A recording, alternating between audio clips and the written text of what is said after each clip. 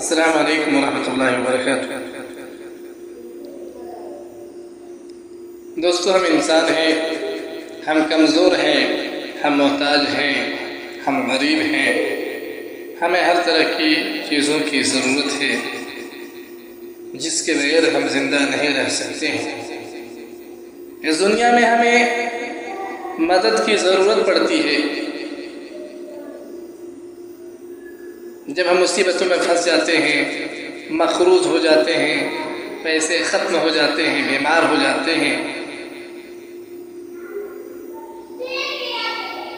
مسائل میں گرفتار ہو جاتے ہیں، اس وقت ہم انسان مدد کے لیے بہت سارے راستے ڈھونڈتے ہیں، اپنی پریشانی کو دور کرنے کے لیے، مصیبتوں کو بھگانے کے لیے، کہ ہمیں کہیں سے مدد مل جائے، کوئی ہمیں مدد کر دے، ہماری پریشانی کو دور کر دے۔ تو ہمیں یہ بات معلوم ہونا چاہیے کہ مدد دراصل اللہ سبحانہ وتعالیٰ ہی کی جانب سے آتی ہے۔ اللہ تعالیٰ نے اس کا ذکر قرآن مجید کے اندر ذکر کیا ہے، وَمَن نَّصْرُ إِلَّا مِنْ عِنْدِ اللَّهِ الْعَزِيزِ الْحَكِيمِ، کہ مدد تو صرف اللہ سبحانہ وتعالیٰ ہی کی جانب سے آتی ہے جو عزیز و حکیم ہے۔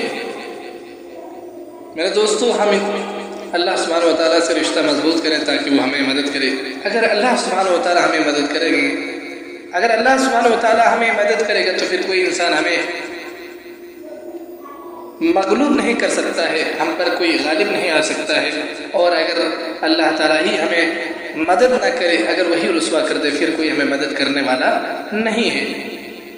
تو مدد، جیت، فتح اللہ سبحانہ وتعالیٰ ہی کی جانب سے آتی ہے۔ اللہ تعالیٰ سے دعا ہے، اللہ تعالیٰ ہم سب کو ایسے اعمال کرنے کی توفیق عطا فرما جس سے تیری نصرت و تائید ہمیں حاصل ہو۔ آمین۔ السلام علیکم ورحمۃ اللہ وبرکاتہ۔